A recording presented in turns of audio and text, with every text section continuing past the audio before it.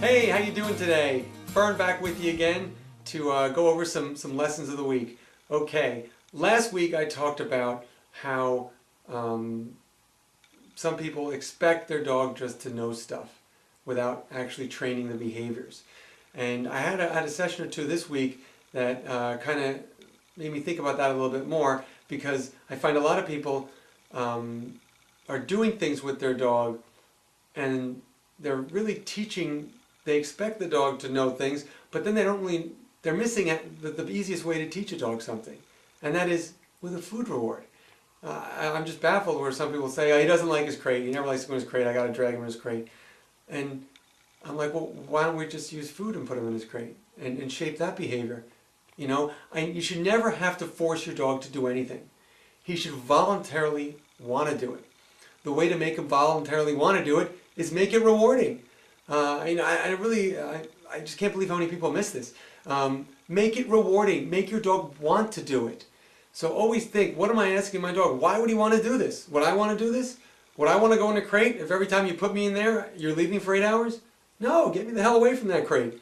No, but now if I shape the behavior with food, okay, and the crate should be a great place. So I'm going to say, okay, here, smell that, boom, boom, boom. That's freeze-dried liver. You love that, don't you? Okay, great. Okay, and I'm going to lure him right in there. I'm going to give him a piece of liver, and then I'm going to let him come right back out.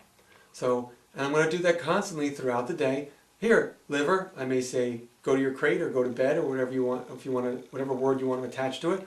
And I'm going to put him into his crate, give him a snack, and let him come out.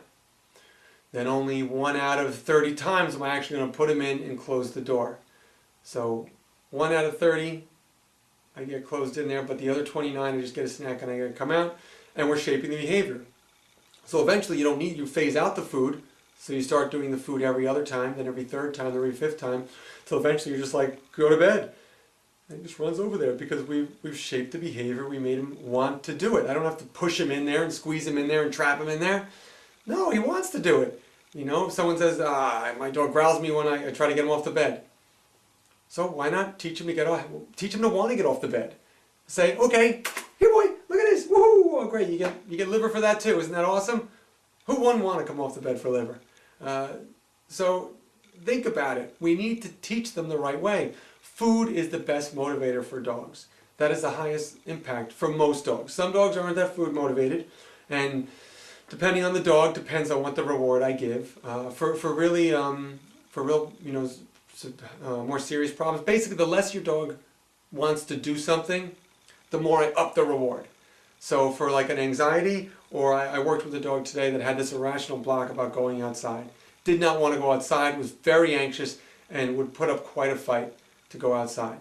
So what I'm going to do is teach him to love going outside. And I'm going to do that with grilled steak. Something that's meat-based with a lot of scent that he cannot resist. So I'm going to skip his breakfast, I'm going to make sure he's hungry, and then what I'm going to do is I'm not going to try to get him outside right away because I have not trained the behavior yet. I'm going to start at the very beginning. So with this particular dog, as soon as his owner said, you want to go out? He would get low, he would start to do like a tongue flicks, which is a stress response. So that's where I need to start, right there. So his homework was just basically going, you want to go out? Here's a piece of steak. You want to go out? Here's a piece of steak. And I'm changing his perception there. Once that's taken care of, then I'll go to the next step where he can actually stand up and move towards the door. I'll probably stop there, give him a piece of steak, sit him back down, do that lots of repetitions, and shape the behavior. But I'm not forcing him. Sure, I could put a leash on him and drag him outside, but that's not going to help anything. I'm just reinforcing the negative there. Your dog should want to do everything. A good example with my dog is, like most big tough pit bulls, not a big fan of the rain, doesn't like to get wet unless she's cannonballing into a swimming pool. So a shower, getting a bath or a shower is not one of her favorite things to do. But all I have to say is, Haley, you want to go for a bath?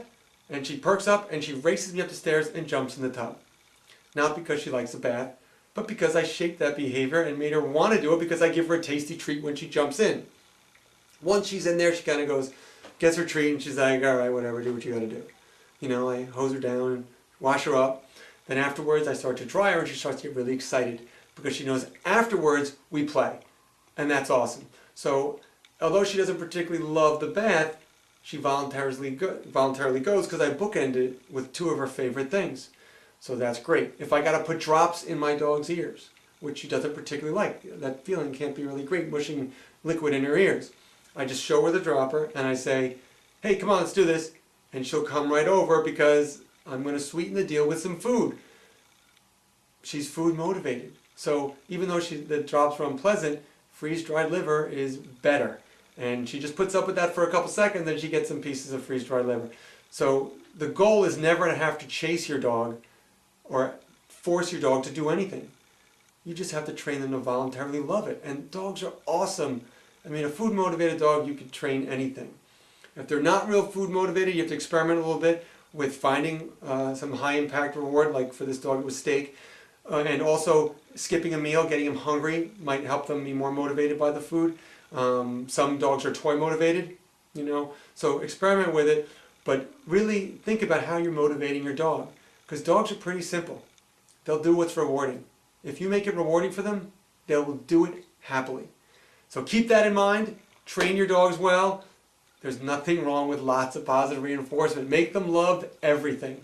That's what the life of a domestic dog should be. Life is good. All right, thanks so much. I'll see you next week. Take care.